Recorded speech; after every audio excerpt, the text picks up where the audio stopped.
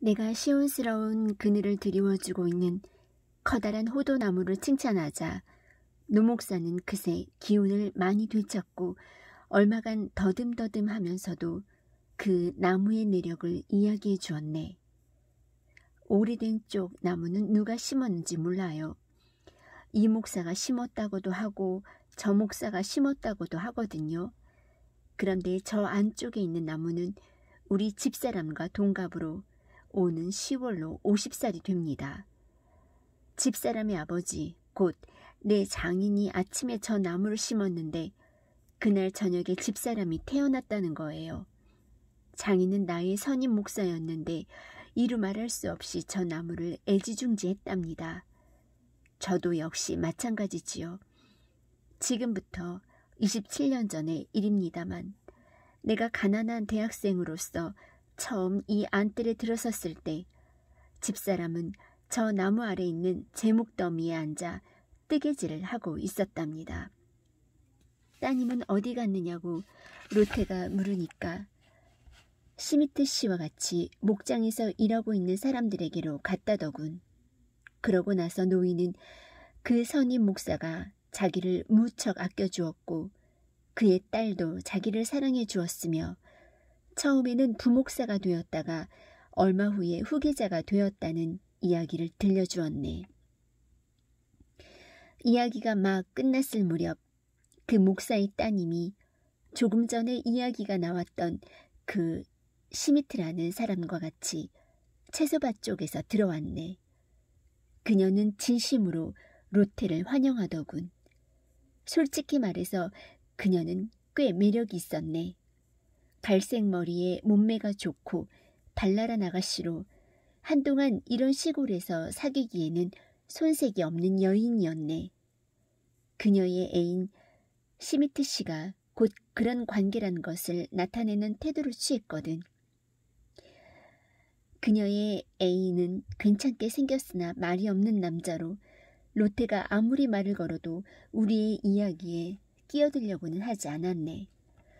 내 마음이 서글퍼진 것은 그가 우리와 어울리려 하지 않는 것이 식견의 부족 때문이라기보다는 오히려 고집과 심술 때문이라는 것을 그의 표정으로 알 수 있었기 때문일세. 이러한 내 추측은 유감스럽게도 시간이 흐름에 따라 의심할 여지가 없어졌네. 우리가 다 같이 산책을 나갔을 때 프리데리케는 로테와 짝이 되기도 하고 어쩌다가 나와 나란히 걷기도 했는데 그런 때면 그렇잖아도 가무잡잡한 그의 얼굴이 눈에 띄게 어두워지는 걸세.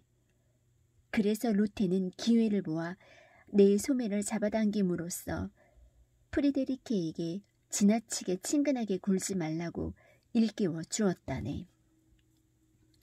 아무튼 뭔가 못마땅한 일이 있다고 해서 사람들이 서로 상대방에게 괴로움을 끼치는 일처럼 통탄할 일이 어디 있겠나. 특히 인생의 한창 때로서 모든 기쁨에 대하여 가슴을 활짝 열어젖힐 수 있는 젊은이들의 얼굴을 찌푸리고 서로의 얼마 되지 않는 행복한 날들을 망쳐버리는 것처럼 불쾌한 일은 없네. 그들은 훗날에 가서야 비로소 자기들이 낭비해버린 세월을 보상받을 길이 없음을 깨닫게 되지만 그땐 이미 늦은 게 아닌가. 이런 생각으로 나는 비위가 상한 나머지 저녁 무렵 목사관 안뜰의 테이블에 둘러앉아 우유를 마실 때 화재가 이 세상의 고락에 미치자 실마리를 잡고 변덕스러운 불쾌감이란 것에 대해 공격을 해대지 않을 수 없었네. 우리 인간들은 곧잘 푸념하기를 복된 날은 적고 언짢은 날은 많다고들 합니다. 그러나 제 생각으로는 당치 않은 말 같습니다. 하나님이 날마다 내려주시는 은혜를 우리가 항상 마음을 활짝 열고 즐기려 한다면 언짢은 일이 생기더라도 그것을 거뜬히 견뎌낼 만한 힘이 생겨나지 않을까요? 그렇기는 하지만 하고 목사 부인이 응수해 왔네. 자신의 감정도 자기 뜻대로는 잘 안 되거든요. 신체의 상태에 따라 크게 좌우되는 거예요. 몸이 좋지 않을 때는 만사가 다 귀찮아지는 법이에요. 나는 일단 그 말을 시인하고 말을 이었네. 그렇다면 그것을 일종의 병이라 간주하고 그 병을 치료할 방법이 없을까 생각해 보는 것은 어떨까요? 좋은 말씀이군요. 하고 로테가 말했네. 그건 자기가 마음먹기에 달려있다고 생각해요. 제 경우에 비추어 알 수 있어요.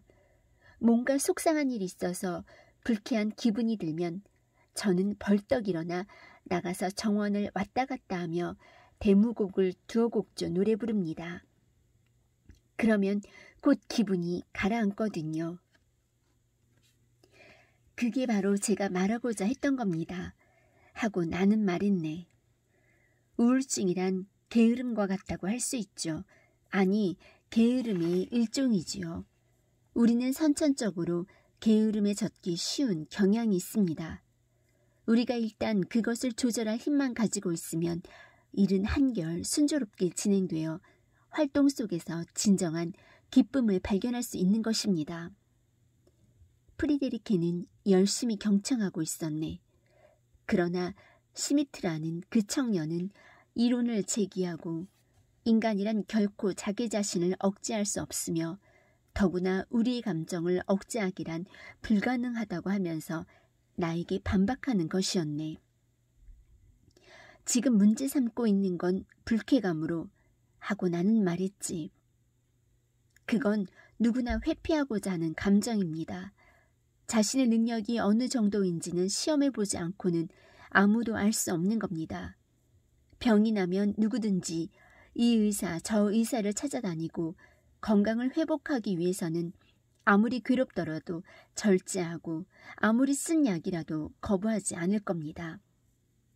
그 성실한 노 목사가 우리의 토론에 참여하고 싶어서 귀를 기울이고 있는 것을 눈치챈 나는 목소리를 높여 노인 쪽을 보고 말했지.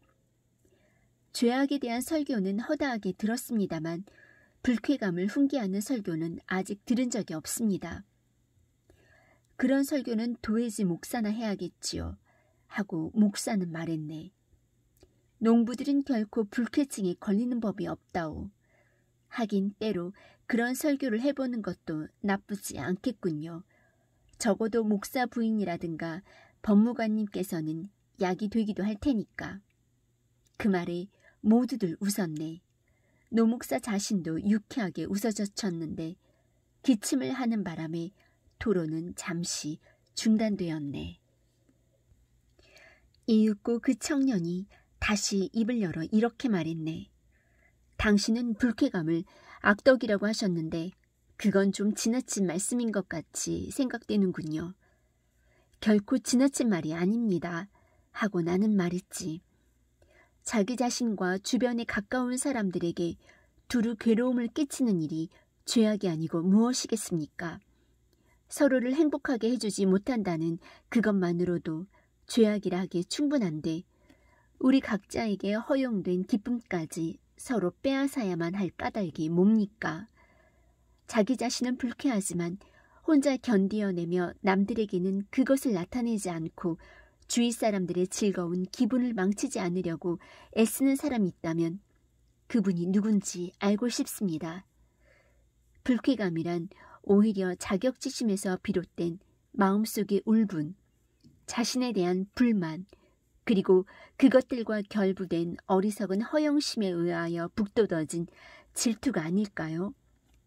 행복한 사람을 보고서도 그 사람이 자기로 인해 행복한 것이 아니라는 사실 때문에 불쾌해하고 그것 때문에 비위가 상하는 거지요. 로테는 나를 보며 미소를 짓고 있었네. 프리데리케의 눈에는 눈물이 어리어 있었네. 거기에 용기를 얻어 나는 말을 계속했지.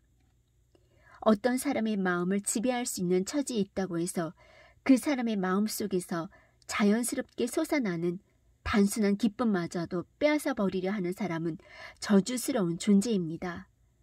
어떤 훌륭한 선물이나 호의도 자기의 주어진 기쁨의 한순간이 그런 폭군의 질투 섞인 불쾌감으로 인하여 망쳐진 것을 보상할 수는 없는 겁니다. 이렇게 말하면서 나는 가슴이 꽉 매는 기분이었네. 지난 날의 갖가지 추억들이 되살아나면서 눈물이 핑 돌았네. 우리가 날마다 자신에 대하여 이렇게 타이른다면 얼마나 좋을까요? 하고 나는 큰 소리로 말을 이었네. 너는 내 친구들에게 아무것도 해줄 수가 없어.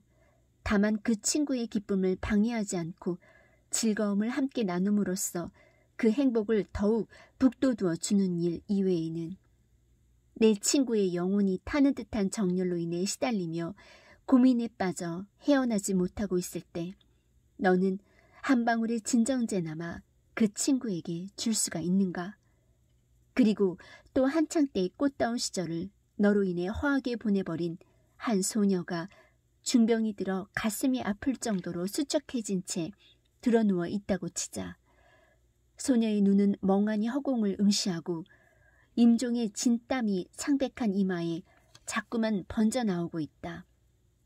그리고 너는 저주받은 자같이 베갯머리에 서서 자신의 능력을 다 짜내어도 그녀를 위해서는 아무것도 해줄 수 없다는 것을 뼈저리게 느끼고 있다. 죽어가는 사람의 기운을 붙돋우는 한 방울의 약, 용기를 되살려 줄 수 있는 한 가닥의 불꽃이라도 주입해 줄 수 있다면 모든 것을 다 바쳐도 좋겠노라고 애끓는 슬픔에 잠겨 있다. 그러면서도 너는 아무것도 해줄 수가 없는 거야. 이렇게 말하고 있는 사이에 내가 일찍이 당면한 적이 있었던 그와 같은 광경의 추억이 무서운 기세로 나를 엄습해 왔네. 나는 손수건을 눈에 갖다 대고는 자리에서 일어났네. 그만 돌아가요 하는 로테의 목소리에 나는 겨우 제정신을 차릴 수 있었네. 돌아오는 길에 로테는 내가 모든 일에 지나치게 열중하는 것 같은데 좀 자중하라고 간곡히 충고하는 것이었네. 선생님은 그 때문에 몸을 망치게 될지도 몰라요. 자기 몸은 자기가 돌보지 않으면 안 돼요. 아, 나의 천사여. 나는 오직 당신을 위해 살아가려오. 7월 6일. 로테는 여전히 그녀의 친구인 그 위독한 부인 곁에서 간호해주고 있네. 언제나 주의력이 깊고 상냥한 그녀의 눈길이 닿으면 고통이 덜어지고 마음 깊은 곳에서 행복이 솟아오른다네. 어제 저녁에 로테는 마리아네와 어린 마렌을 데리고 산책을 나갔네. 나는 그것을 알고 도중에서 만나 함께 걸었네.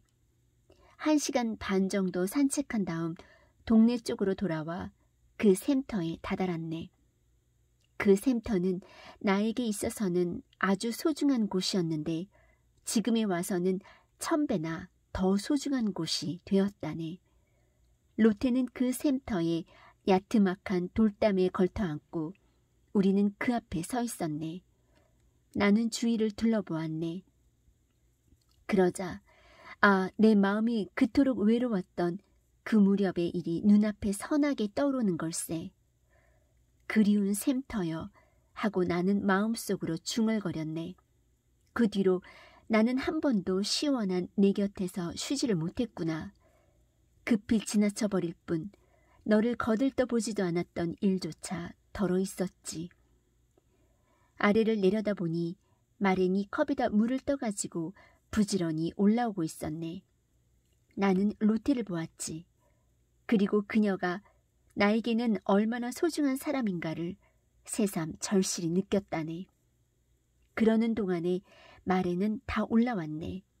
마리아네가 그 물컵을 받으려 하자 안 돼! 하고 마렌은 그지없이 사랑스러운 표정으로 소리를 질렀네. 안 돼! 로테 언니! 언니가 먼저 마셔요. 나는 마렌의 천진함과 귀여움에 감동되어 얼른 그 애를 안아 올리고 키스를 퍼부었네. 나는 내 감동을 그렇게밖에는 나타낼 수가 없었던 걸세. 그런데 마렌은 으아 하고 울음을 터뜨렸네. 선생님이 잘못하신 거예요 하고 로테가 말했네. 나는 당황하여 어쩔 줄 몰랐지. 말엔 이리 온 하고 로테는 그 애의 손을 잡고 돌계단 아래로 내려갔네. 자, 솟아 너는 이 깨끗한 물로 씻어라. 얼른 씻는 거야. 그러면 아무 일도 없어. 나는 우두커니 거기에 선 채로 그 어린아이가 물에 적신 작은 손으로 제 뺨을 열심히 닦는 모습을 지켜보고 있었네. 기적의 샘물에 모든 부정한 것이 말끔히 씻겨 내려가서 보기 흉한 수염이 뺨에 나게 되는 일을 면할 수 있게 될 것으로 믿고 있는 모양이었네. 이제 그만 됐다 하고 있었네. 많이 하는 편이 효과 있을 것으로 믿고 있는 것처럼. 빌헤름이여, 나는 일찍이 세례의식에도 이토록 경건한 마음으로 참여하진 않았네.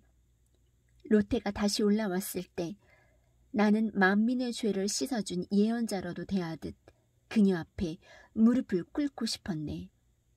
저녁 때 나는 내 마음속의 기쁨을 숨길 수가 없어서 이 사건을 어떤 남자에게 이야기했네.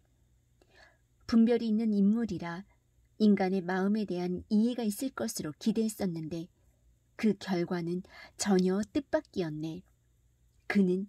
그건 로테가 잘못한 거라면서 아이들에게 터무니없는 생각을 불어넣어서는 안 된다는 걸세. 그것이 온갖 망상과 미신의 근원이 되기 때문이라나? 그런데 빠지지 않도록 우리는 어린이들을 일찍부터 지켜주어야만 한다는 거야. 나는 그 사람이 바로 일주일 전에 자기 아이들에게 세례를 받겠다는 사실을 생각해냈네. 그래서 나는 그가 말하는 것을 잠자코 듣고 있었지만 마음속으로 우리는 하나님이 우리를 대하듯 어린이를 대해야 한다. 하나님이 우리를 즐거운 상념 속에 사로잡아서 몽롱한 기분에 잠기게 할 때에 우리가 가장 행복해지는 것처럼 이라는 진리를 되새기고 있었네. 7월 8일. 어쩌면 이다지도 어린애 같을까. 일단 보고 싶으면 나는 왜 이렇게 못 견디는 것일까. 단 한 번만이라도 나에게 눈길을 돌려주기를 바라다니. 나는 정말 어린애라네. 우리는 바라임에 갔었네. 여자들은 마차를 타고 우리는 걸어서 갔는데 나는 걸어가면서 내내 이런 생각을 했다네. 로테의 검은 눈동자 속에 분명히 나는 바보일세 용서해 주게나 자네에게도 보여주고 싶네. 그 눈을. 간단히 쓰기로 하겠네. 졸려서 견딜 수가 없구만. 여자들은 마차에 올라타고 젊은 W군과 젤시타트, 아우드란 그리고 나는 마차 주위에 서 있었네.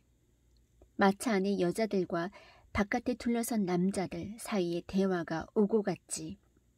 모두들 즐겁고 쾌활한 사람들이거든. 나는 로테의 눈길을 잡으려 하고 있었지.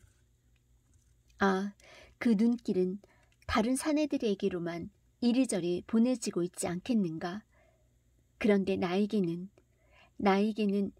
나는 따돌려진 채 체념을 하고 멍하니 서 있었네. 그 눈길은 나에게는 단 한 번도 돌려지지 않았다네. 나는 마음속으로 잘 가요 하는 인사를 1000번도 더 하고 있었다네. 그런데도 그녀는 나를 보지 않는 거야.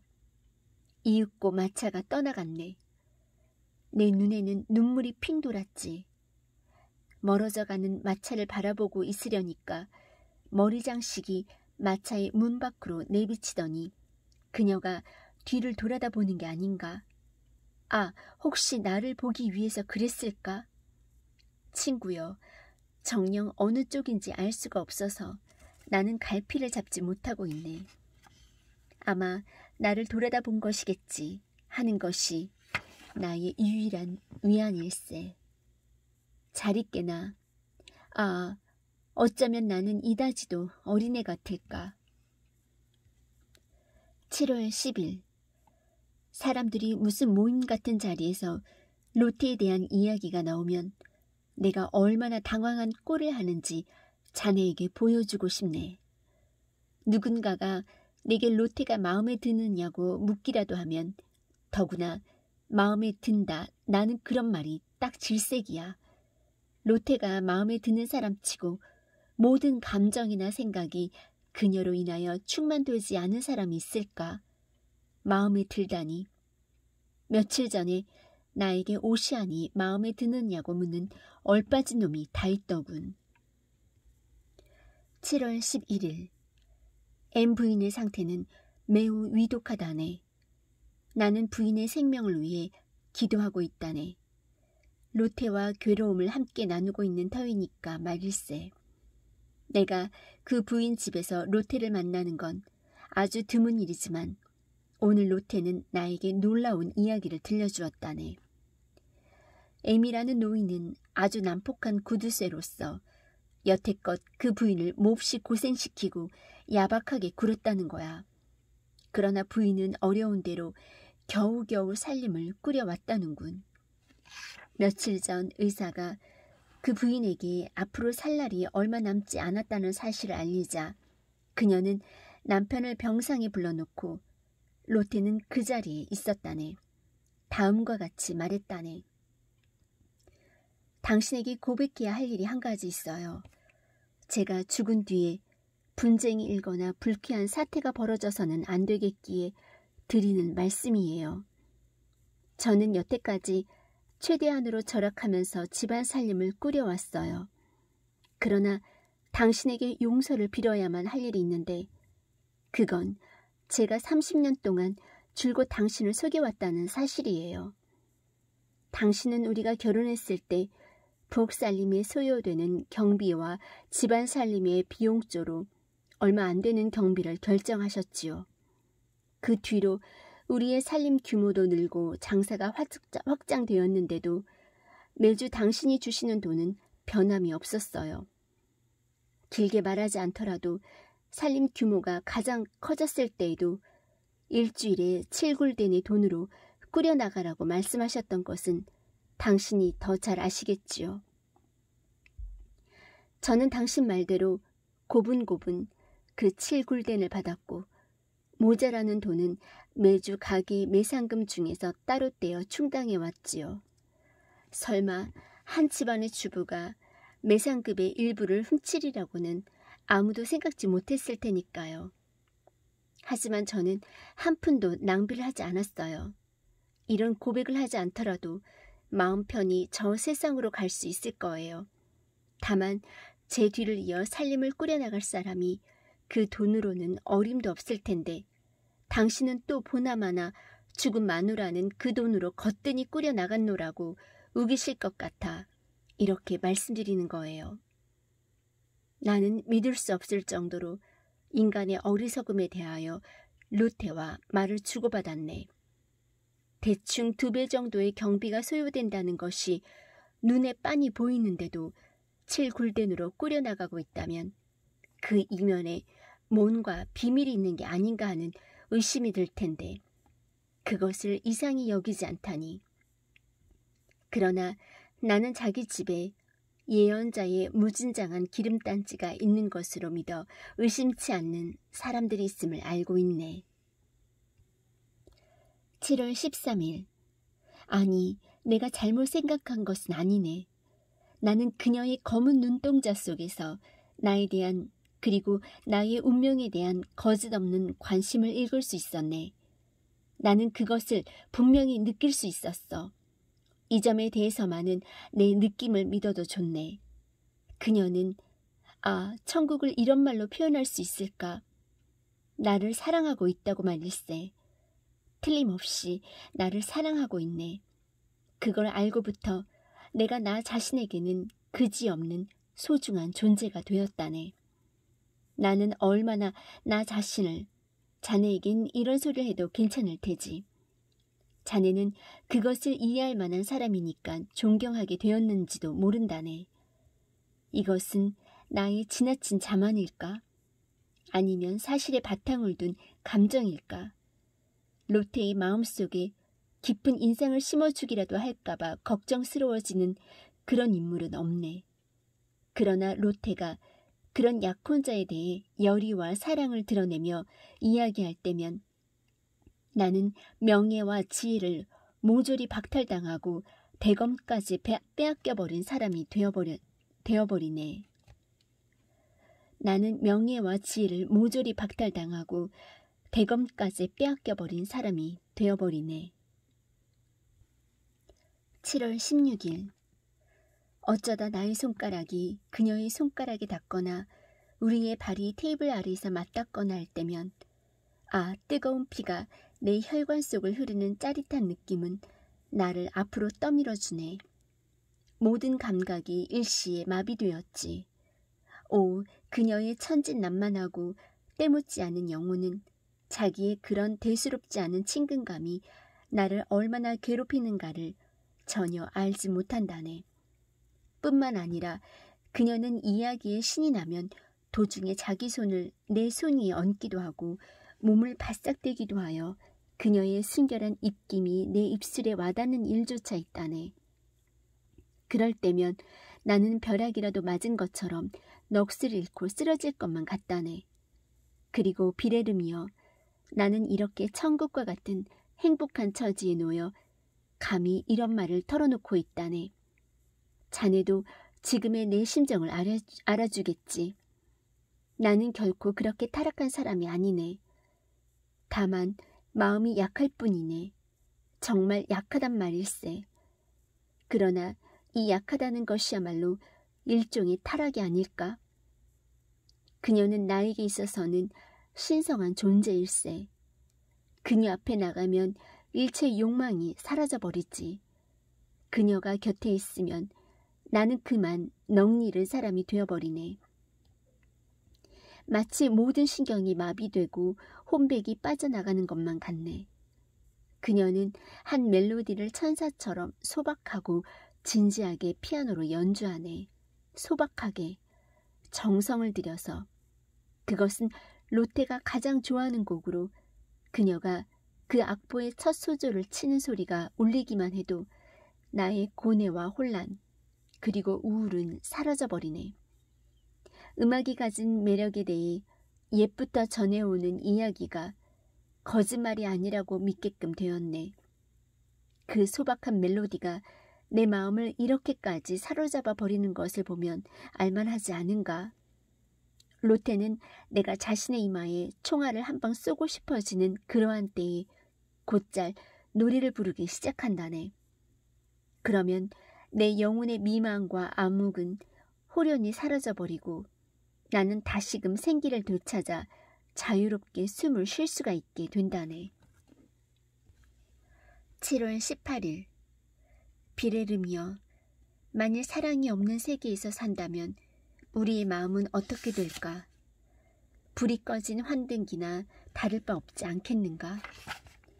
작은 램프를 끼워 넣자마자 갖가지 영상이 흰 벽에 나타나지. 그것이 한낱 그림자요. 일시적인 환영에 지나지 않는다 하더라도 우리가 아이들처럼 그 앞에 서서 신비로운 광경에 가슴 설렌다면 그것은 역시 우리들의 행복이 아니겠나. 오늘 나는 로테네 집에 가지 못했네. 피치 못할 모임이 있었기 때문이지. 나는 하인에게 로테네 집에 다녀오라고 시켰지. 누구든지 로테의 곁에 가 있던 사람을 내 몸 가까이에 두고 싶었던 걸세. 얼마나 마음 죄며 그 하인이 돌아오기를 기다렸는지 모른다네. 이윽고 그가 돌아오는 것을 보고 나는 얼마나 기뻤던지 체면만 아니면 그의 목을 껴안고 키스라도 해주고 싶었네. 형광석은 햇빛에 놓아두면 그 빛을 흡수해서 밤이 되어도 얼마 동안은 빛을 발한다고 하더군. 나에게는 이 하인이 그와 같은 존재였네. 그녀의 눈길이, 그의 얼굴, 그의 볼, 그의 우쩍거리 단추, 그리고 그의 외투깃에 닿았다고 생각하니 그 모든 것이 나에게 말할 수 없이 신성하고 소중한 것으로 여겨졌네. 그 순간 누가 1000탈르를 준다고 해도 그 젊은이를 딴 사람에게 넘겨주지 않았을 걸세. 그가 내 곁에 있어주는 것만으로도 나는 더할 수 없이 흐뭇했거든. 제발 웃지 말게 빌해름. 그것을 어찌 한낱 환상이라 할 수 있겠나. 7월 19일. 그녀를 만나야지. 아침에 눈을 뜨고 새로운 기운이 치솟아 아름다운 태양을 바라볼 때면 이렇게 외치네. 그녀를 만나야지. 이렇게 외치고 나면 종일토록 더 바랄 것이 없다네. 모든 것이 이 소망 속에 잠겨 있으니까. 7월 20일. 나더러 공사와 함께 XX로 부임하는 것이 좋겠다는 것이 자네들의 의견이지만 나는 찬동할 수가 없네. 나는 남에게 예속되는 걸 그다지 좋아하지 않거든. 게다가 모두들 알다시피 그 공사라는 사람은 지겨운 인물일세. 어머니께서 내가 활동하기를 바라고 계시다는 자네 글을 읽고 나는 웃지 않을 수가 없었네. 내가 지금 일하고 있지 않단 말인가? 완두콩을 세고 있건 강남콩을 세고 있건 결국은 마찬가지 아닌가? 세상 만사 따지고 보면 다 하잘것없는 것들일세. 그리고 자기 자신의 정열이나 욕구를 위해서가 아니라 남들의 눈을 위해 돈이나 명예, 그 밖에 무엇이고 손에 넣으려고 악착같이 덤비는 녀석들은 분명히 바보네. 7월 24일. 나더러 그림 그리기를 게을리하지 말라고 열심히 충고하지만 나로서는 그 이야기를 피하고 싶네. 바른대로 말해서 그 이후로 나는 그림을 거의 그리지 않고 있는 실정일세. 지금처럼 내가 행복했던 적은 일찍이 없었네. 돌멩이 하나에서 풀잎에 이르기까지 자연에 대한 감수성이 내 가슴 속에 지금처럼 충만하고 절실했던 적은 없다는 걸세. 다만 이것을 어떻게 표현해야 좋을지 모르겠군. 나의 표현력은 미약해서 내 마음이 비치는 모든 것은 모호하고 뒤흔들리고 있어서 그 정체를 파악할 도리가 없다네. 그래도 점토나 백납이라도 있으면 뭔가를 만들어 낼 수 있을 것 같구만. 이런 상태가 좀 더 지속된다면 점토를 주물럭거리게 될지도 모르겠네. 그래서 완성하는 것이 비록 케이크 따위에 지나지 않는다 하더라도 말일세.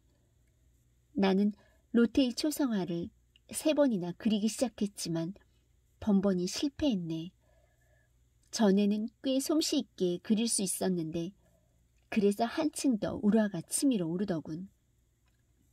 그 뒤 나는 그녀의 실루엣을 그렸다네. 그것으로 만족할 수밖에 없지. 7월 25일. 사랑하는 로테여, 잘 알았습니다. 만사 잘 알아서 처리할 테니 부디 일을 많이 맡겨주시오. 얼마든지 환영합니다. 그런데 한 가지 부탁이 있습니다. 내게 써보내는 편지에는 잉크를 흡수하는 모래를 뿌리지 말아 주십시오. 오늘은 편지를 입술에 갖다 대었더니 입속이 깔깔합니다. 7월 26일. 로테를 너무 자주 만나지 않도록 하자고 벌써 몇 번이나 결심을 했다네. 그러나 어떻게 그것을 지킬 수 있단 말인가. 매일 스스로 유혹에 넘어가고 나서는 나는 또 엄숙히 맹세를 하는 걸세. 내일은 찾아가지 말아야지 하고 말일세. 그랬다가 그 내일이 되면 나는 또다시 그러지 않을 수 없는 이유를 찾아내고는 어느새 벌써 그녀 곁에 가 있게 되는 걸세. 가령 전날 밤에 로테가 내일도 오시겠어요? 라고 말했다면 그 누가 가지 않고 베길 수 있겠는가. 그녀가 어떤 일을 부탁했을 경우도 있지. 그러면 내가 직접 가서 그녀에게 그 결과를 알려주는 것이 예의가 아닌가 하고 생각하는 걸세. 또 어떤 때는 날씨가 하도 좋아서 바라임으로 산책을 나간다네. 거기까지 가고 보면 로테네 집까지는 불과 반 시간이면 갈 수 있거든. 거기서부터 벌써 그 분위기에 젖어드는 걸세.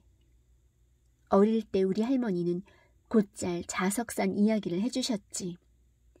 배가 그 산 가까이 다가서면 벼랑간 배 안에 쇠붙이란 모두 그 산으로 빨려 들어가 버리는 바람에 뱃사람들은 가엾게도 산에 흩어진 널빤지 사이에 끼어서 바둥거리다 죽어간다는 이야기였지. 7월 30일. 알베르트가 돌아왔으니 이제 나는 이곳을 떠나야만 하겠지. 비록 그가 선량하고 고귀한 인물로서 모든 점에서 내가 그보다 한 수 아래라는 것을 인정한다 하더라도 그토록 아름답고 완벽한 여성을 소유하고 있는 그를 눈앞에 두고 본다는 것은 정말 감당하기 어려운 노릇일세. 아, 소유. 그렇다네. 비레름이여, 어쨌든 그녀의 약혼자가 돌아온 걸세. 다행히 나는 그가 돌아올 때 마주가는 자리에는 있지 않았지. 만일 그 자리에 있었더라면 가슴이 찢어지는 듯한 아픔을 느꼈을 것일세. 그는 신중한 사람이라 내가 보는 앞에서는 아직 한 번도 로테에게 키스를 한 적이 없다네. 하나님도 신중한 그의 행동에 상을 내리소서. 그가 로테를 존경하고 있다는 것으로 해서 나 역시 그를 존경하지 않을 수가 없네. 그도 나에게 호의를 보이고 있으나 짐작컨대 그것은 마음에서 우러났다기보다는 로테가 그렇게 유도했기 때문인 듯하네. 그러한 점에서는 여자란 날카롭고 빈틈이 없으니 말일세. 한 여자가 자기를 숭배하는 두 남자들이 서로 사이좋게 지내도록 할 수가 있다면 덕보는 것은 언제나 여자 쪽이거든. 하긴 언제나 그렇게 성공하는 것은 아니지만. 어찌되었든 나는 알베르트에게 경의를 표하지 않을 수 없네. 그의 의젓함은 두드러지게 침착성이 결여된 내 성격과 좋은 대조를 이루고 있네. 그는 풍부한 감정의 소유자로 로테의 가치도 잘 알고 있네. 불쾌한 감정을 드러내는 일도 별로 없는 듯하네.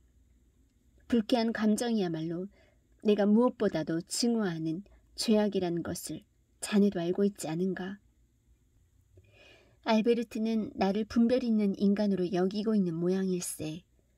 로테에 대한 나의 그리움, 그녀의 일거수일투족에 대한 나의 열렬한 기쁨, 그러한 것으로 인해 그가 느끼는 승리감은 더욱 커지고 따라서 그는 더 한층 로테에게 사랑을 쏟는 걸세.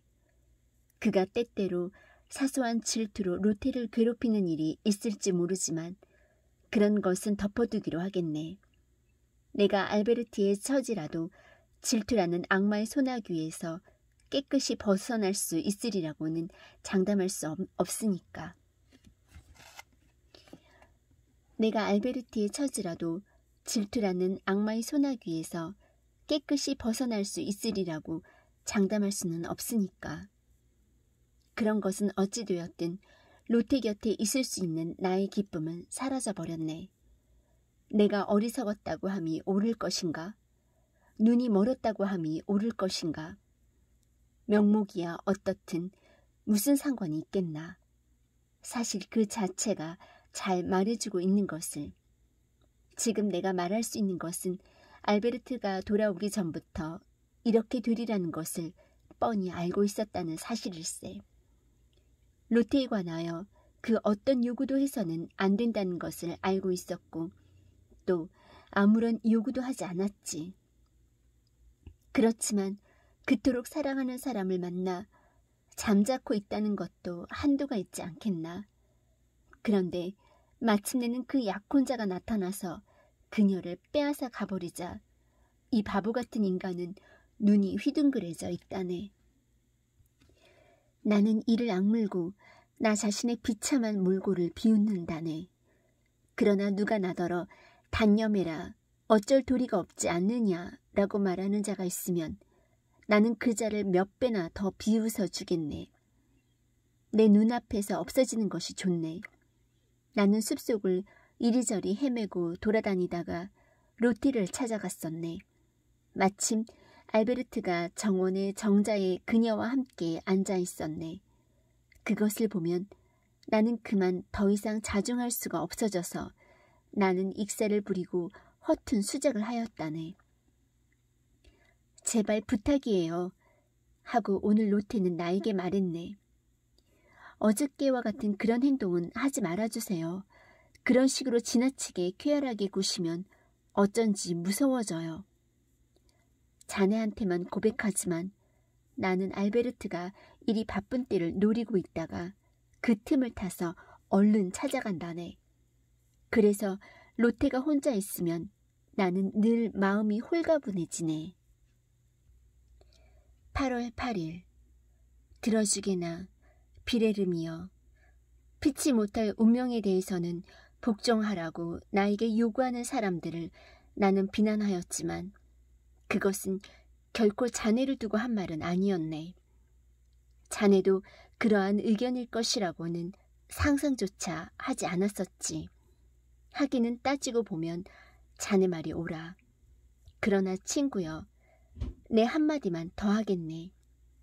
세상 일이란 이것 아니면 저것으로 딱 부러지게 결말이 나는 경우는 극히 드문 법일세.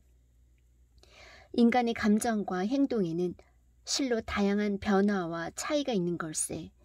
마치 메부리코와 사자코의 중간에 무수한 변화의 단계가 있는 것과 마찬가지로. 그러니 자네 의견이 전적으로 옳다고 인정하면서도 여전히 내가 이것 아니면 저것의 중간 노선을 헤엄쳐 나가려 하더라도 제발 나를 나쁘게 생각하지는 말아주게나. 자네는 어느 쪽이든 결단을 내리라고 말하는 거지. 로테에게 희망이 있는가 없는가. 희망이 있다면 끝까지 밀고 나가서 소망을 성취하도록 하라. 그러나 희망이 없다면 용단을 내려서 온 정력을 좀먹는 불행한 감정으로부터 탈피하도록 노력하라. 이런 말이지. 친구여, 그 말인즉 지당하네. 그러나 말은 쉽지만 실천은 어렵다네. 서서히 악화되어가는 질병으로 인해 하루하루 죽음에 가까워져 가고 있는 불행한 인간을 보고 차라리 빗으로 목을 찔러 단숨에 그 고통을 없애버리라고 권유할 수 있겠나. 환자의 정력을 좀먹는 질병은 또한 그 질병으로부터 자신을 해방시키려는 용기마저도 빼앗아가는 것이 아닐까. 자네는 이와 비슷한 비유를 끌어다 내게 응할 수도 있겠지. 즉 언제까지나 주저하고 망설이다가 생명을 위태롭게 하기보다는 상처난 팔을 끊어버리는 편이 낫지 않느냐고 말일세. 나는 모르겠네. 비유를 끌어다 대면서 논쟁을 벌이는 짓은 그만두기로 하자. 아무튼 비레름, 때때로 나는 모든 고뇌를 털어버리고 뛰쳐나갈 수 있을 것 같은 용기가 치솟을 때가 있다네. 그래, 만일 내가 가야 할 곳이 어딘지를 알게 되기만 하면 나는 그곳을 향해 틀림없이 걸어갈 것일세. 8월 8일 저녁. 얼마 전부터 게을리하던 일기를 오늘 다시 읽어보고 나는 놀랐네. 나는 번연히 알면서도 현재의 이런 사태 속으로 한 걸음 한 걸음 빠져들어오고 있었던 것일세. 자신의 입장을 언제나 명확하게 인식하고 있으면서도 어린애같이 처신해 왔네. 지금도 나는 그걸 분명히 알고 있네. 그러면서도 여전히 호전될 희망은 없네. 8월 10일. 만약 이와 같은 바보만 아니었다면 나는 최고로 행복한 생활을 누릴 수 있을 텐데, 한 인간의 마음을 기쁘게 해주기 위하여 지금 내가 처해 있는 환경만큼 갖가지 조건이 구비되기는 어려울 줄 아네. 정녕 우리의 마음만이 우리의 행복을 만들어내는 것일세.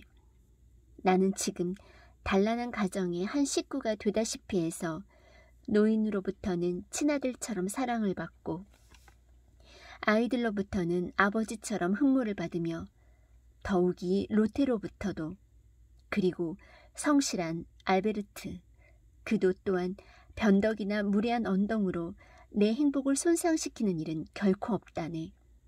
그는 진심으로 우러나는 우정으로 나를 감싸주고 있다네. 비레름이여, 우리가 함께 산책을 하면서 로테에 대한 이야기를 주고받는 것을 자네가 옆에서 듣는다면 재미있을 것세. 세상에서 우리 두 사람의 관계처럼 우스꽝스러운 것이 또 있을까? 그걸 생각하면 종종 눈물이 핑 돌곤 한다네.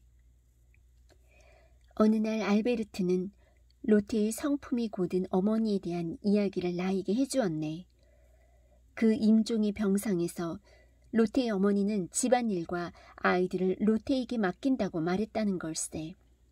그 이후로 로테는 딴 사람이 된 것 같은 정신적인 자세로 살아나갔으며 집안일에 대한 배려라든가 그 진지성은 진짜 어머니를 방불케 했고 한순간도 쉬지 않고 부지런히 일하며 동생들을 볼살폈는데 그러면서도 언제나 쾌활하고 상냥한 성품을 그대로 유지해왔다는 걸세.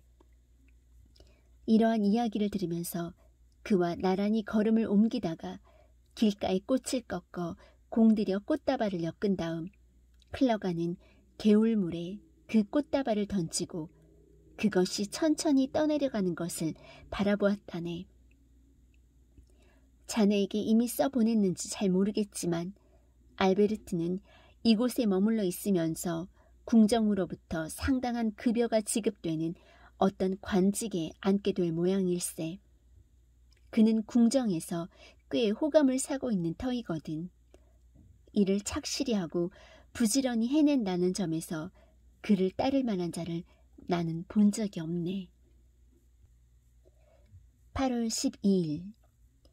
분명히 알베르트는 이 세상에서 가장 선량한 인간일세. 그런데 나는 어제 그와 더불어 한바탕 괴상한 논쟁을 벌였네. 나는 작별 인사를 하러 그의 집에 찾아갔었던 걸세. 갑자기 말을 타고 산으로 여행을 하고 싶어졌었거든. 지금 이렇게 자네에게 편지를 쓰고 있는 곳이 바로 산속이라네. 그의 방안을 이리저리 서성거리다가 문득 그의 권총이 눈에 띄더군. 저 권총을 좀 빌려주시겠습니까? 여행 중에 호신용으로 휴대하고 싶은데 하고 나는 말했지. 좋도록 하세요 하고 그는 대답하였네.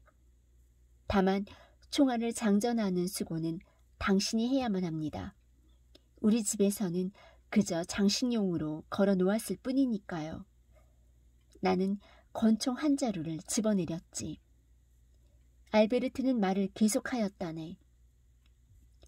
조심은 하느라고 했었는데 뜻하지 않은 불상사를 저지른 뒤로는 이런 총기를 만지지 않기로 했지요. 내가 그 사연을 묻자 알베르트는 이렇게 이야기를 하였네. 시골에 있는 어느 친구 집에 석 달 정도 머물렀던 적이 있었지요. 나는 한 쌍의 소형 권총을 장전도 하지 않은 채 갖고 있었는데 밤에는 아무 걱정 없이 잘 잤답니다. 그런데 비가 내리던 어느 오후 무심히 앉아 있노라니까 어찌 된 영문인지 문득 강도가 언제 덮칠지도 모른다. 그러면 권총이 필요할 거 아닌가 하는 생각이 들더군요. 그런 기분 당신도 이해하겠지요? 그래서 나는 하인에게 권총을 내주며 손질을 좀 하고 총알을 장전하라고 일렀어요. 그런데 그 하인이 하녀들과 장난을 치느라고 권총으로 위협하는 신용을 하고 있는 중에 어쩌다가 그만 권총이 발사되었지 뭡니까? 총구 청소용 꽂을대가 꽂힌 채 총구가 발사되었는데 그 꽂을대가 하녀의 오른손 엄지손가락에 박혀 엄지손가락이 박살이 나버렸지요. 울고불고 소동이 벌어진 데다가 나는 치료비까지 물어줘야 했답니다.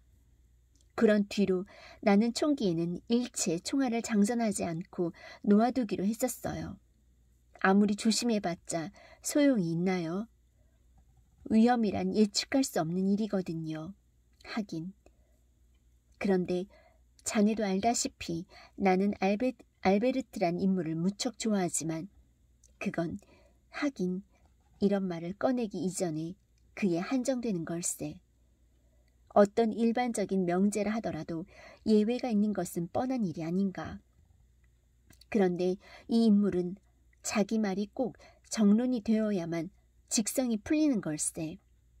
약간 경솔한 말을 했다거나 추상적인 애매한 이야기를 했다고 생각할 때에는 그는 먼저 한 말을 새로이 한정하기도 하고 수정하기도 하며 한없이 늘어놓아서 나중에는 어떤 것이 본론인지 모르게 되어버리곤 하는 걸세. 이번에도 그는 쉴 새 없이 변론하기를 그치지 않았네. 결국 나는 그의 말에는 더 이상 귀를 기울이지 않고 엉뚱한 환상에 빠져 발작적인 몸짓으로 권총뿌리로 내 오른쪽 눈 위에 이마에다 갖다 대었다네. 알베르트는 내 손에서 권총을 빼앗았다네. 이게 무슨 짓입니까? 총알도 없는데 뭘 그러십니까? 하고 나는 말했지. 그야 그렇지만 이게 무슨 짓입니까? 나로서는 상상도 할 수가 없어요. 어떻게 인간이 자신을 쏠 수 있는지 혐오감을 느껴요. 당신과 같은 부류의 사람들은 하고 나는 외쳤네. 어떤 일에 대한 이야기를 하면서 그것은 어리석다, 그것은 현명하다, 그것은 좋다, 그것은 나쁘다 이런 식으로 한마디로 잘라서 말을 해야만 직성이 풀리는 모양인데 이렇게 말함으로 해서 어떤 행위의 내면적인 사정을 다 헤아릴 수 없었는가? 그 원인을 설명할 수 있나요? 어째서 그러한 행위가 행하여졌겠는가? 어째서 행하여지지 않을 수 없었는가? 그 원인을 명확하게 설명할 수 있나요? 그러시다면 그렇게까지 성급하게 잘라서 판단할 수 없을 텐데. 어떤 종류의 행위는 그것이 어떤 동기에서 행하여졌든 간에 죄악이라는 점에는 변함이 없다는 사실을 당신도 시인하시겠지요? 하고 알베르트는 말했네. 나는 어깨를 으쓱해 보이며 그 말에 일단 수긍하고 나서 이렇게 말하였다네. 거기에도 약간의 예외는 있을 것입니다. 도둑질이 죄악이라는 것은 의심할 여지가 없지요. 그러나 자기 자신과 가족들이 당장 굶어 죽게 되었을 때 아사를 면하기 위해 도둑질을 했다면 그 자는 동정을 받아야 할까요? 아니면 벌을 받아야 할까요? 정당한 분노가 치밀어 부정한 아내와 그녀의 비열한 유혹자를 살해한 남편, 환희의 한때에 이성을 잃고 억누를 길 없는 사랑의 활락에 몸을 내맡긴 소녀, 이들을 향해 누가 맨 먼저 돌을 던질 수 있단 말입니까?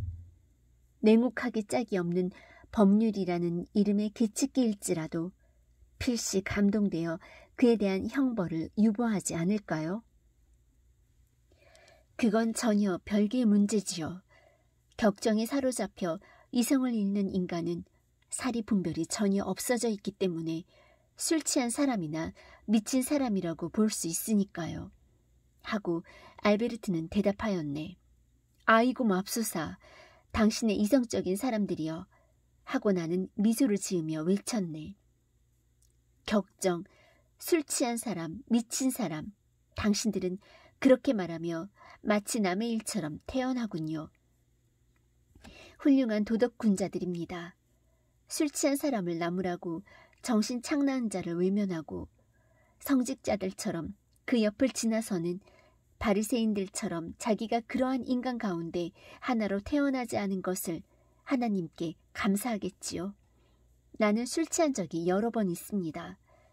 격정에 사로잡혀 거의 제정신을 잃은 적도 있었지요. 그러나 나는 어느 경우에 있어서나 후회하지 않습니다.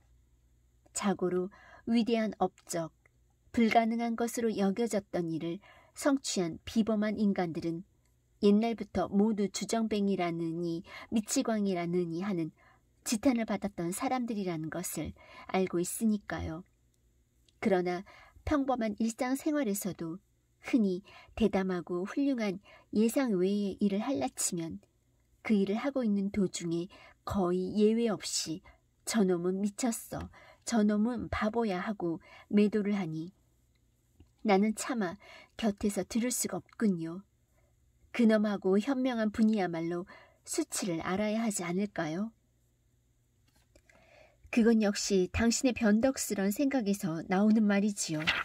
하고 알베르트는 말했네. 당신은 무엇이나 지나치게 과장을 합니다.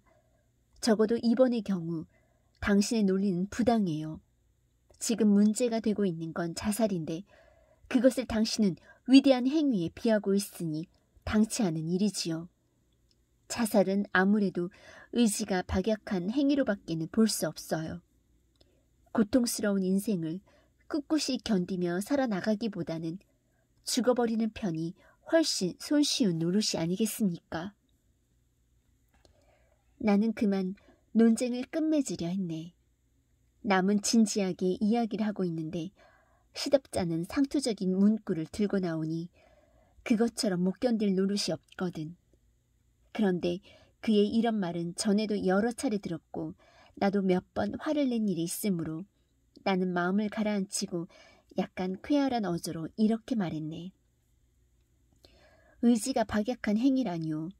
제발 것만을 보고 오판하지 마세요. 폭군의 지독한 압정에 시달리고 있던 민족이 마침내 걸기하여 그 압정의 쇠사슬을 끊었을 때 그것을 당신은 의지가 박약한 행위라 할 수 있나요?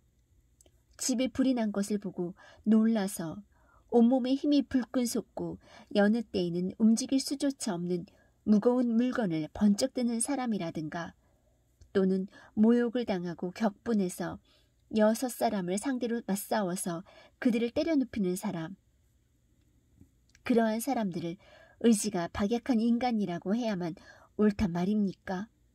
그리고 또 긴장하고 노력하는 것이 꿋꿋한 행위라면 지나친 긴장이 어째서 그 반대가 되어야만 한단 말입니까? 알베르트는 내 얼굴을 물끄러미 들여다보며 말했네. 기분 나빠하지 말아요. 방금 당신이 든 예는 이 경우에는 전혀 합당치 않은 것으로 생각되는군요. 그럴지도 모르지요. 내 연상 방법은 때때로 공론에 흐르는 경우가 있다고 전에도 더러 비난을 받아왔습니다. 그렇다면 다른 논법으로 내 의견을 말해보겠습니다. 보통의 경우라면 즐거워야 할 인생을 포기해버리려고 결심하는 사람의 마음이 어떤 것인지, 그것을 다른 방법으로 상상할 수가 없는지 우리 한번 시도해 봅시다. 요컨대 우리들은 똑같이 그 기분을 알고 난 후에 그 문제를 논할 자격이 있는 것입니다. 인간의 본성에는 어떤 한계가 있는 것입니다.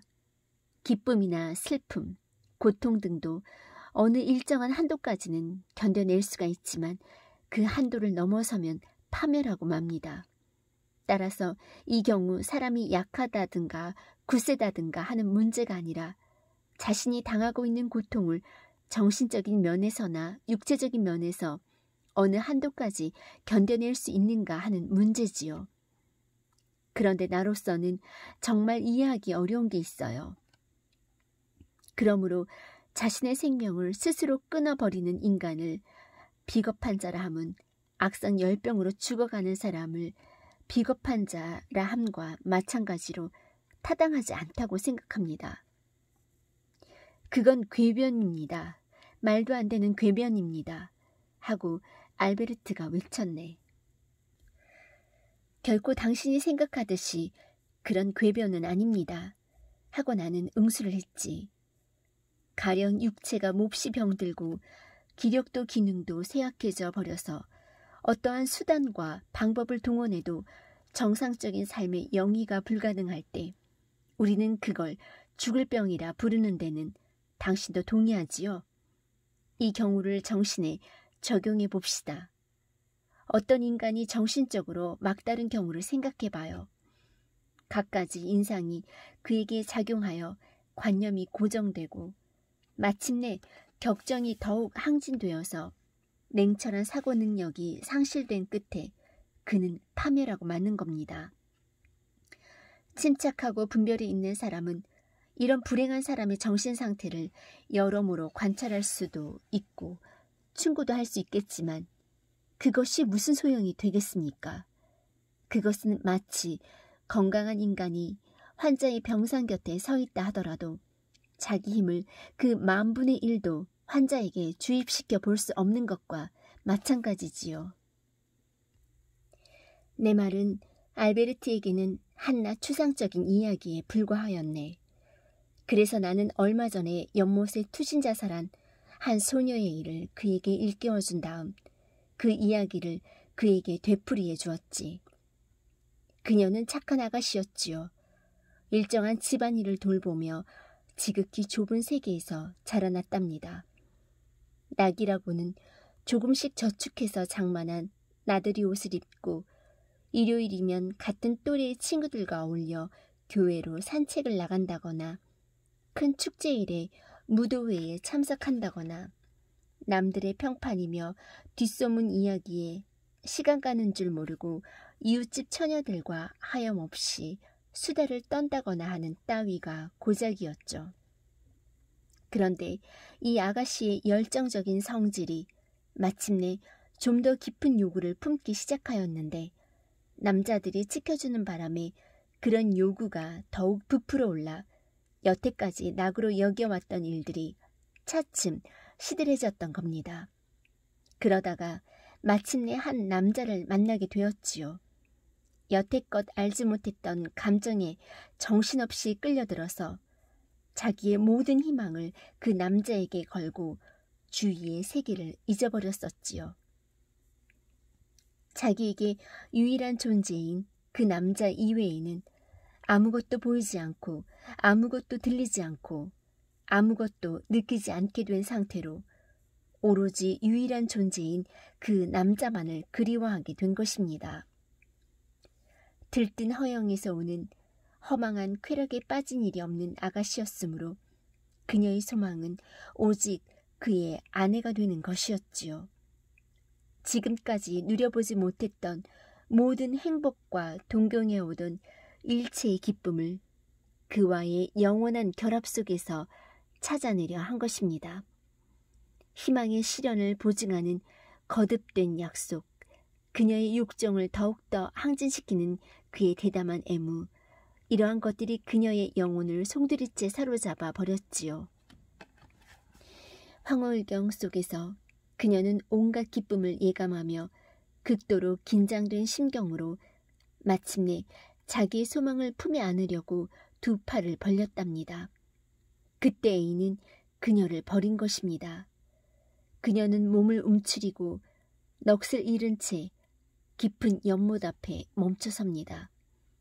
그녀는 온통 암흑 속에 잠겨 아무런 목적도 위안도 희망도 없었답니다.